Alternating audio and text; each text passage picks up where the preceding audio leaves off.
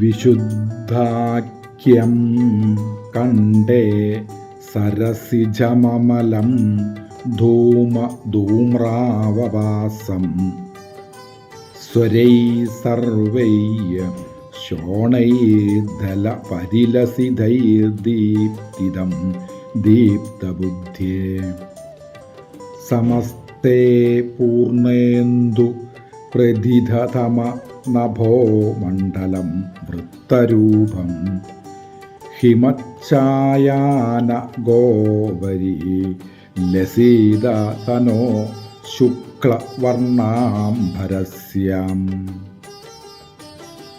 കണ്ഠത്തിൻ്റെ സ്ഥാനത്ത് വിശുദ്ധി ചക്രം സ്ഥിതി ചെയ്യുന്നു. അത് നിർമ്മലവും പുകയെപ്പോലെ ധൂമ്രവർണ്ണത്തിലുമുള്ളതുമാകുന്നു. ആരുടെ മനസ്സ് അഥവാ ബുദ്ധിയാണോ പ്രകാശമാനമായി തീരുന്നത്, അങ്ങനെയുള്ളവന് ഈ പത്മത്തിൻ്റെ 16 ദളങ്ങളിലായി രക്തവർണ്ണത്തോടുകൂടി പ്രശോഭിക്കുന്ന 16 സ്വരങ്ങളെയും ദർശിക്കുവാൻ കഴിയുന്നതാകുന്നു. താമരയുടെ കർണികയിൽ വൃത്താകാരത്തിലുള്ളതും പൂർണ്ണ ചന്ദ്രപ്രഭയ്ക്ക് തുല്യം വെളുത്തതുമായ നഭോമണ്ഡലം സ്ഥിതി ചെയ്യുന്നു. ഹിമം പോലെ വെളുത്ത ആനയുടെ മുകളിൽ ആകാശബീജമായ ഹം സ്ഥിതി ചെയ്യുന്നു. വിശുദ്ധിം തനുധേ യസ്മാത് ജീവസ്യ ഹംസലോകനാത് വിശുദ്ധം പത്മാഖ്യാതമാകാശാഖ്യം മഹത്പരം. ഹംസത്തെ നോക്കിക്കൊണ്ട് ജീവന് യാതൊന്നിൽ നിന്ന് വിശുദ്ധിയുണ്ടാകുന്നുവോ ആ പത്മമാണ് ആകാശബീജം കുടികൊള്ളുന്ന വിശുദ്ധി പത്മം. കണ്ടേ കഴുത്തിൽ വിശുദ്ധി നാമകമായ ചക്രം സ്ഥിതി ചെയ്യുന്നു. അമലം തേജോമയമാകയാൽ അഴുക്കില്ലാത്തതുമാകുന്നു.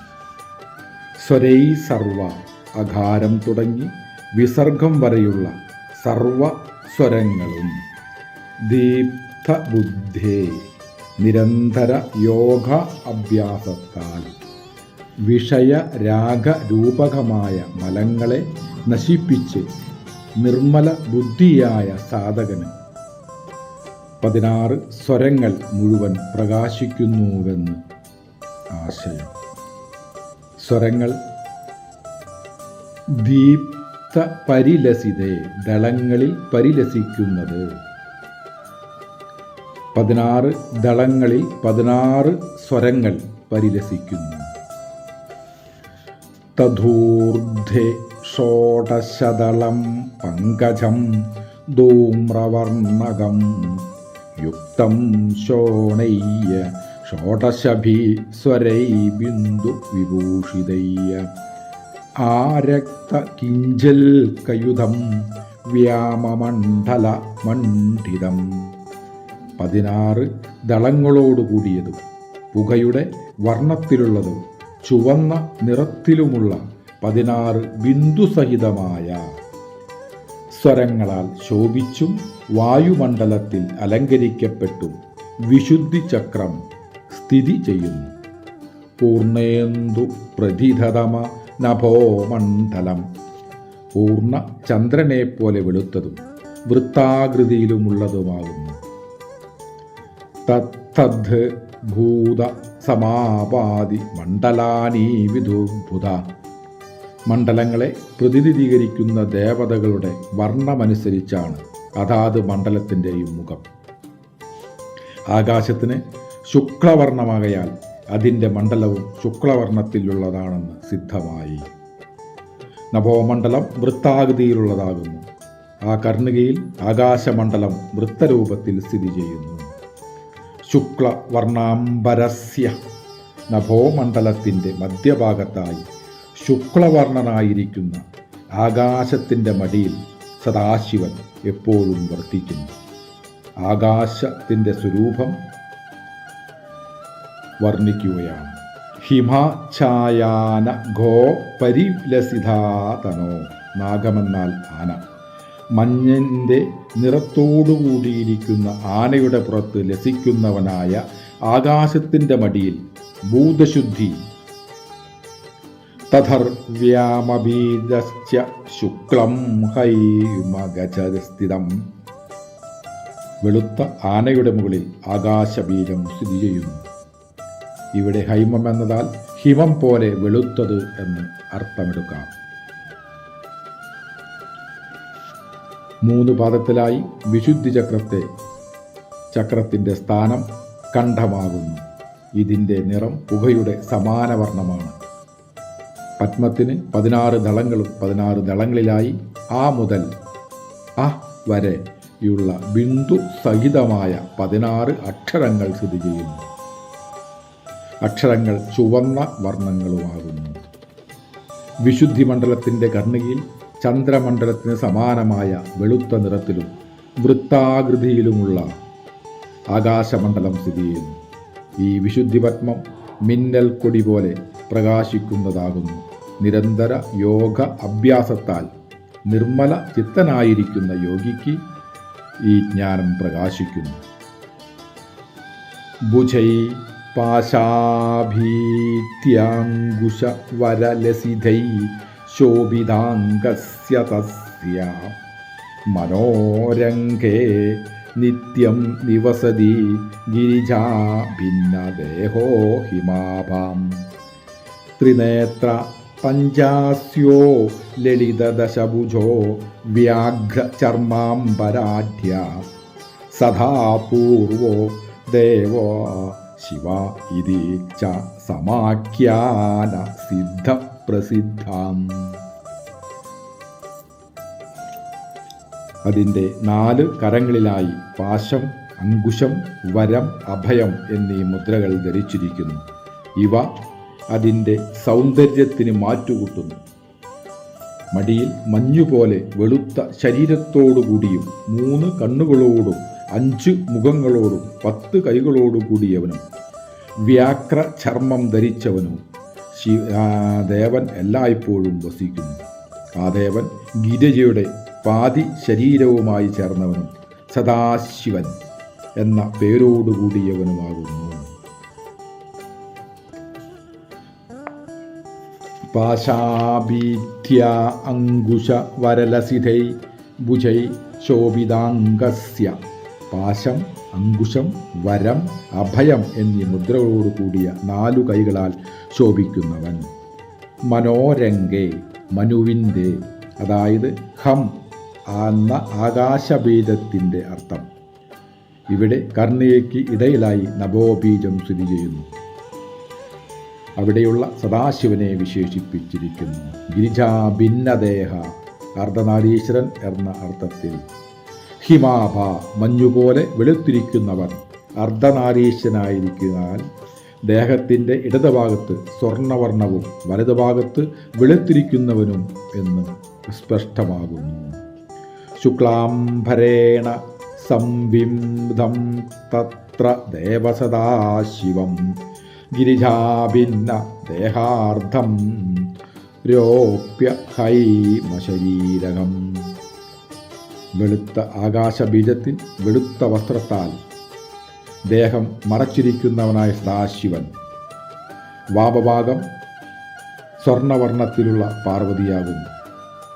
എല്ലായ്പ്പോഴും അമൃത് വർഷിക്കുന്നതിനും അധോമുഖമായതുമായ ചന്ദ്രക്കലയെ ശിരസിൽ വഹിക്കുന്നവനുമായ സദാശിവനെ ധ്യാനിക്കണം. വിശുദ്ധി ചക്രത്തർ യന്ത്രമധ്യേച്ഛ വൃഷഭം മഹാസിംഹാസനം തഥാ തസ്യോപരി സദാ ഗൗരിം ദക്ഷഭാഗേ സദാശിവം.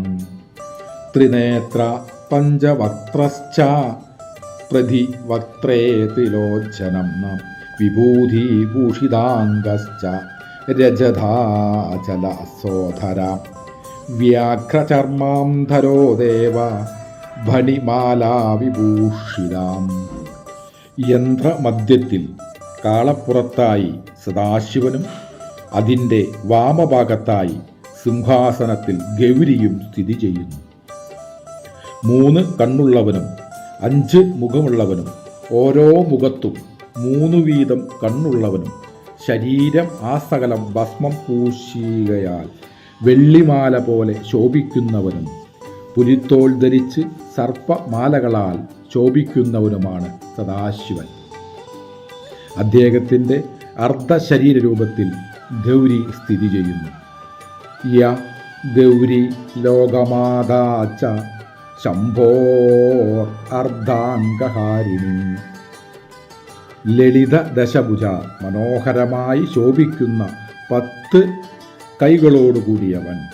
10 കൈകളിലും ധരിച്ചിരിക്കുന്ന ആയുധങ്ങളെ ശൂലം ഡങ്ക കൃപാണ വജ്രദഹനാൻ നാഗേന്ദ്ര ഗണ്ഡാങ്കുശാൻ പാശ അഭീതികരം ദധാന മമിത കൽപ്പോജ്വലാംഗം ഭജൈ.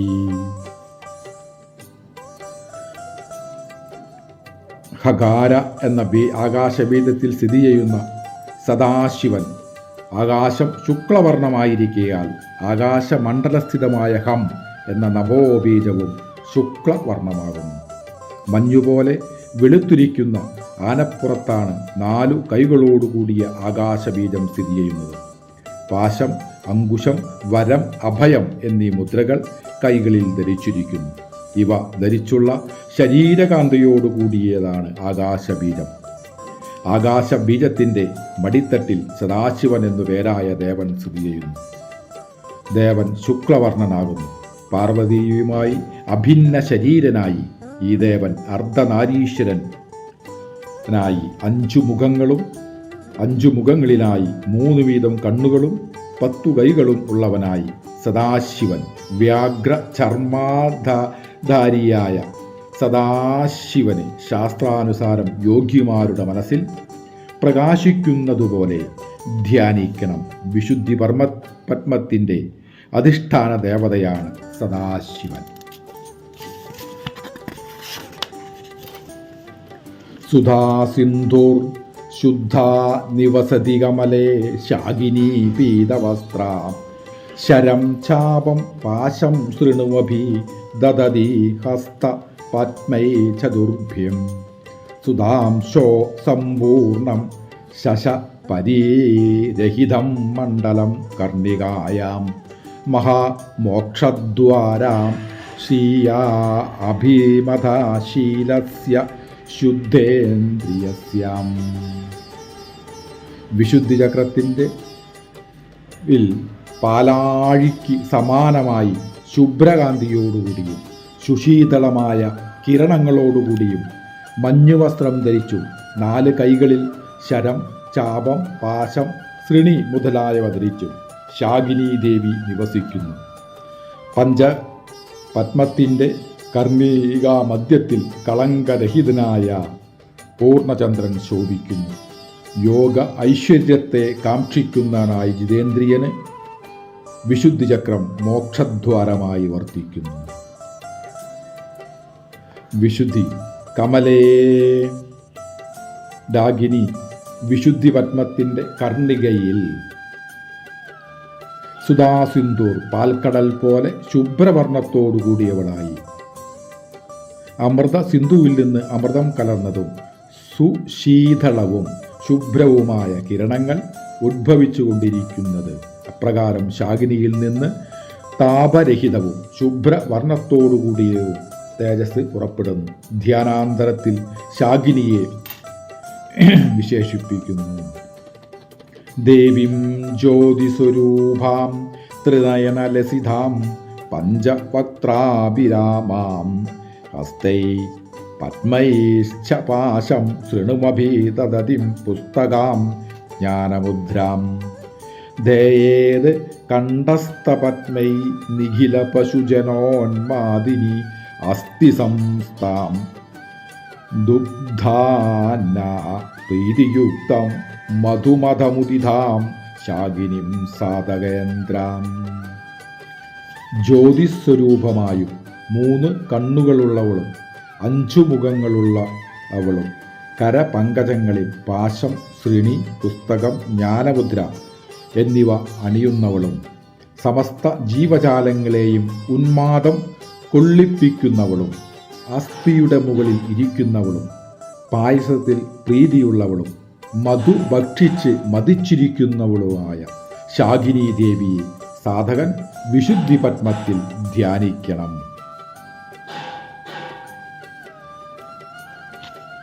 ശശപരിരഹിതം, മുയലിൻ്റെ ആകൃതിയില്ലാത്ത നിഷ്കളങ്കമായ പൂർണ്ണ ചന്ദ്രമണ്ഡലത്തിൻ്റെ മധ്യത്തിൽ വർത്തിക്കുന്നു. മണ്ഡലം ഇന്ദ്രിയ ജയം സാധിച്ച സാധകന് മഹാമോക്ഷത്തിലേക്ക് അഥവാ നിർവാണത്തിലേക്ക് പോകാനുള്ള മാർഗമായി വർത്തിക്കുന്നു. ശ്രീയാമ അഭിമതശീലസ്യ, സിയെ അഥവാ യോഗസമ്പത്തിനെ ആര് ആഗ്രഹിക്കുന്നുവോ ആ ജിതേന്ദ്രിയന് കർണിക ചന്ദ്രമണ്ഡലസ്ഥിതിയായ ആദിയിൽ കർണികയിലെ മധ്യഭാഗത്തുള്ള ആകാശമണ്ഡലം, അതിൻ്റെ മധ്യത്തിൽ ത്രികോണം, അനന്തരം ചന്ദ്രമണ്ഡലം, അതിൻ്റെ മധ്യേ ആകാശബീജം എന്നീ ക്രമത്തിൽ ധ്യാനിക്കുന്നവനെ മുക്തി ലഭിക്കുന്നു. കർണികായാം ത്രികോണസ്ഥം പൂർണ്ണചന്ദ്രം തു ചിന്തയേത് ഹൈമാവാം ഗജമാരൂഢ ആകാശം തത്ര ചിന്തയേത് ശുക്ലാംബരേണ സംവിധം തത്ര ദേവാ സദാശിവം. ത്രികോണത്തിൻ്റെ പൂർണ്ണ ചന്ദ്രനുമായി ഭാവന ചെയ്ത് അവിടെ ഹിമം പോലെ വെളുത്ത ആകാശത്തെ ഭാവന ചെയ്യുക. ആകാശം വെളുത്ത വസ്ത്രം ധരിച്ച ആനയുടെ പുറത്ത് സ്ഥിതി ചെയ്യുന്നു. അവിടെ സദാശിവൻ എന്ന ദേവൻ സ്ഥിതി ചെയ്യുന്നു. ആ ദേവനും ശുക്ലാംബരധരയാണ്. ശാകിനി ദേവിയുടെ ഉത്തരപാദങ്ങളിൽ വിശുദ്ധി പത്മത്തിൻ്റെ കർണികയിലുള്ള പൂർണ്ണ ചന്ദ്രബിംബത്തെയും വിശുദ്ധി ചക്രത്തിൻ്റെ അധിഷ്ഠാന ശക്തി ശാകിനിയെയും ദേവിയെയും പറയുന്നു. ശാകിനി ദേവി അമൃത സമുദ്രത്തിന് സമാനമായ പരിശുദ്ധി കാന്തിയുള്ളവളും ശുഭ്രവർണ്ണയും ശരീരത്തിൽ നിന്ന് അമൃത സമുദ്രത്തിൽ നിന്നെന്ന പോലെ അത്യന്തം ശീതളവും അമൃതമയവുമായ ശുഭ്ര കിരണങ്ങൾ സദാ പുറപ്പെടുവിച്ചുകൊണ്ടിരിക്കുന്നവളുമാകുന്നു. ദേവി മഞ്ഞവസ്ത്രം ഉടുത്തിരിക്കുന്നവളും 4 കൈകളിൽ ശരം, ചാപം, പാശം, അങ്കുശം എന്നിവ ധരിച്ചിരിക്കുന്നവളും വിശുദ്ധി ചക്രത്തിൻ്റെ കർണികയിൽ കളങ്കരഹിതവും സമ്പൂർണവുമായ ചന്ദ്രമണ്ഡലത്തിൽ സദാ യോഗൈശ്വര്യത്തെ കാക്ഷിച്ചു കൊണ്ടിരിക്കുന്നവളും ഇന്ദ്രിയങ്ങളെ വശപ്പെടുത്തിയവനുമായ യോഗിക്ക് മഹാനിർവാണ പ്രവേശന ദ്വാരത്തിലേക്കുള്ള അനുജ്ഞയും ചന്ദ്രമണ്ഡലത്തെ സദാ ധ്യാനിക്കുന്ന സാധകന് മോക്ഷത്തെയും പ്രദാനം ചെയ്യുന്നവളുമാകുന്നു. ഇഹസ്ഥാനേ ചിത്തം നിരവധി വിനിധയാത്മ സമ്പൂർണയോഗ കവിർവാഗ്മി ജ്ഞാനി സ ഭവതി നിധാരാം സാധക ശാന്തചേതാം ത്രികാലാനാം ദർശി സകല ഹിതാകാരോ രോഗ ശോക പ്രമുഖൗവ ചിരഞ്ജീവി ജീവി നിരാവധി വിഭാതാം ധ്വംസ ഹംസപ്രകാശാം. സമ്പൂർണ്ണ ആത്മജ്ഞാനം സിദ്ധിച്ച യോഗിയുടെ മനസാൽ ഈ പത്മത്തിൽ നിരന്തരമായി ധ്യാനിക്കുകയാണെങ്കിൽ അവൻ കവിയും വാഗ്മിയും ജ്ഞാനിയും ആയി ഭവിക്കും.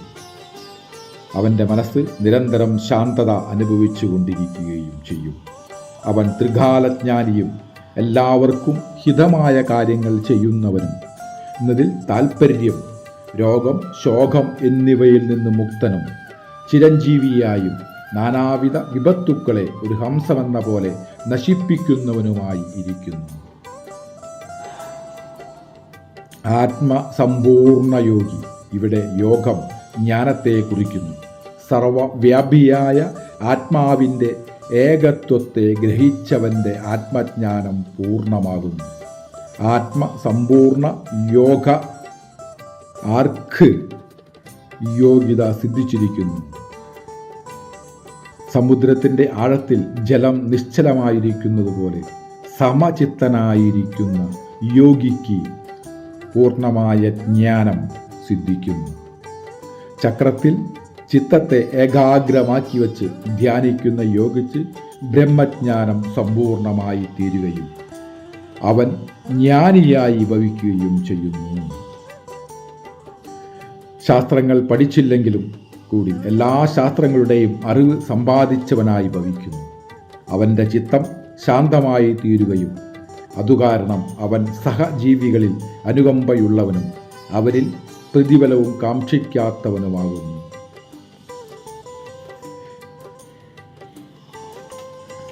നിർരോഗ ശോകപ്രമുക്ത മന്ത്രസിദ്ധി കൈവന്നാൽ ആ യോഗി രോഗമുക്തനായും ചിരഞ്ജീവിയായും മായാപാശത്താൽ നിന്നും വേർപെട്ടവനായും തീരുന്നു. അവൻ ജനങ്ങൾക്ക് അതിശയമുളവാക്കുന്ന കവിയാകുന്നു. നിരവധി വിപദാം ധ്വംസ അവധി അതിരുകളില്ലാത്ത പാപ പുണ്യകർമ്മങ്ങളുടെ ബന്ധമാകുന്ന ആപത്തുകളെ വിധ്വംസനം ചെയ്ത് ആപത്തുകളുടെ അഭാവത്തിൽ മോക്ഷത്തിന് പ്രാപ്തനായി തീരുന്നു. സഹസ്രതല പത്മത്തിൻ്റെ കർണികയിലേക്കുള്ള ഹംസരൂപമായ ആത്മാവിന് തുല്യമായി തീരുന്നു എന്ന് അർത്ഥം. വിശുദ്ധി ചക്രത്തിൻ്റെ ധ്യാനത്തിൽ ആത്മാവ് എന്ന ശബ്ദത്താൽ ജീവാത്മാവ് സമ്പൂർണമായ പരമാത്മാവാകുന്നു. അജ്ഞാനം എന്ന കാരണത്താലാണ് ജീവൻ അപൂർണനാണെന്ന് അറിയപ്പെടുന്നത്. അജ്ഞാനം നഷ്ടപ്പെട്ടാൽ ജീവൻ സമ്പൂർണനായിത്തീരുന്നു. സമസ്തവിധ യോഗത്തിൻ്റെയും പരമമായ ലക്ഷ്യം ബ്രഹ്മൈക്യ രൂപമായ മോക്ഷമാകുന്നു. വിശുദ്ധി ചക്രചിന്തനത്താൽ ബ്രഹ്മയോഗ രൂപമായ മോക്ഷം സിദ്ധിക്കുന്നു. ആരുടെ ഹൃദയമാണ് ശാന്തി ഗുണമുള്ളത് അവനാണ് ശാന്തചിത്തൻ. ദയ, അലോലുപത, മൃദുത്വം, ലജ്ജ, ചാപലരഹിതം, തേജസ്, ക്ഷമ, ധൃതി, ശൗചം മുതലായവയാണ് ശാന്തി ഗുണങ്ങൾ. ഈ ഗുണമുള്ളവനായ യോഗി വിശുദ്ധി പത്മത്തെ ധ്യാനിക്കാൻ യോഗ്യതയുള്ളവനാകുന്നു. യോഗി വിശുദ്ധ ചക്രധ്യാനത്തിൽ ചിരഞ്ജീവിയായും ദുഃഖമില്ലാത്തവനായും മാനസിക വ്രതകളില്ലാത്തവനും പ്രാരാബ്ധ കർമ്മങ്ങൾ നശിച്ചവനുമായി തീരുന്നു. ആപത്തുകളെ നശിപ്പിച്ച് സൂര്യ സമാന തേജസ്വിയായും തീരുന്നു. വിശുദ്ധി ചക്രത്തിൻ്റെ ധ്യാനത്തിന് സർവവിധ ആപത്തുകളും ഒഴിയുന്നു. സഹസ്രാര സ്ഥിതനായ ഹംസസ്വരൂപിയായ ആത്മാവ് സൂര്യനെപ്പോലെ പ്രകാശിക്കുന്നവനാണ്. ആ ആത്മാവ് അജ്ഞാന വിപത്തുകളെ നശിപ്പിക്കുന്നു. വിശുദ്ധി ചക്രത്തിൽ വൈഖരി ശക്തി സ്ഥിതി ചെയ്യുന്നു. കഴുത്തിൻ്റെ കീഴ്ഭാഗത്ത് അഥവാ കണ്ഠമൂലത്തിൽ 16 ഇതളുകളുള്ളതും അരുണ വർണ്ണത്തോടു കൂടിയതുമായ വിശുദ്ധി ചക്രം സ്ഥിതി ചെയ്യുന്നു. അതിൻ്റെ ഇതളുകൾ ചുവപ്പ് നിറത്തോടു കൂടിയതും 16 സ്വരാക്ഷരങ്ങൾ വിശുദ്ധി ചക്രത്തിൽ സ്ഥിതി ചെയ്യുന്നു. അതിൻ്റെ ഞെട്ടിയിൽ വെളുത്തതും വൃത്താകൃതിയുമുള്ളതുമായ നഭോമണ്ഡലവും അതിൻ്റെ ഉള്ളിലായി ചന്ദ്രമണ്ഡലവും ചന്ദ്രമണ്ഡലത്തിൻ്റെ മുകളിലായി ഹം എന്ന ആകാശബീജവും സ്ഥിതി ചെയ്യുന്നു. ഹംബീജം വെളുത്തതും വെളുത്ത നിറത്തിൽ ആവൃതമാകുന്നു. 4 കരങ്ങളോടുകൂടിയ ഹംബീജം ആനയുടെ പുറത്ത് സ്ഥിതി ചെയ്യുന്നു. 4 കൈകളിലായി പാശം, അങ്കുശം, വരം, മുദ്ര, അഭയമുദ്ര എന്നിവയോട് കൂടിയതുമാകുന്നു. ഹംബീജത്തിൻ്റെ മടിത്തട്ടിൽ കറുത്ത കാളയുടെ പുറത്ത് സിംഹത്തിൻ്റെ തോലിന്മേൽ ആസനസ്ഥനായ സദാശിവന്റെ മടിയിൽ ഇരിക്കുന്നു. സദാശിവൻ അർദ്ധനാരീശ്വരവുമാകുന്നു. പകുതി ഭാഗം ഹിമം പോലെ വെളുത്തതും പകുതി ഭാഗം സ്വർണവർണ്ണമുള്ളതുമാകുന്നു. പഞ്ചഭക്തനും 10 കരങ്ങളുമുള്ളവനുമാകുന്നു സദാശിവൻ. കരങ്ങളിലായി ശൂലം, ഡംഘം, ഗഡ്ഗം, വജ്രം, ആഗ്നേയാസ്ത്രം, നാഗാസ്ത്രം, ഗണ്ഡ, അങ്കുശം, പാശം, അഭയമുദ്ര എന്നിവ വഹിച്ചിരിക്കുന്നു. പുലിത്തോൾ ധരിച്ചും ശരീരത്തിൽ ഭസ്മം പൂശിയും കഴുത്തിൽ സർപ്പമാലയണിഞ്ഞും ശോഭിക്കുന്ന സദാശിവൻ നെറ്റിത്തടത്തിൽ കമിഴ്ന്നു നിൽക്കുന്ന ചന്ദ്രക്കലയുണ്ട്. ആ ചന്ദ്രക്കല സദാ അമൃതധാര ഒഴുകിക്കൊണ്ടിരിക്കുന്നു. ഞെട്ടിയുടെ അന്തർഭാഗത്തായി ചന്ദ്രമണ്ഡലത്തിൽ എല്ലുകളിൽ മേലിരിക്കുന്നവളായ ഡാഗിനി ശക്തി സ്ഥിതി ചെയ്യുന്നു. അവൾ വെളുത്ത നിറമുള്ളവളും 4 കരങ്ങളോടുകൂടിയവളും 5 മുഖത്തോടുകൂടിയവളും 3 കണ്ണുകളോടുള്ളവളും മഞ്ഞ വസ്ത്രം ധരിച്ചിരിക്കുന്നവളും കൈകളിൽ അസ്ത്രം, വില്ല്, തോട്ടി, പാശം എന്നിവ ധരിച്ചവളുമാകുന്നു. ഓം ശ്രീ മഹാദേവി.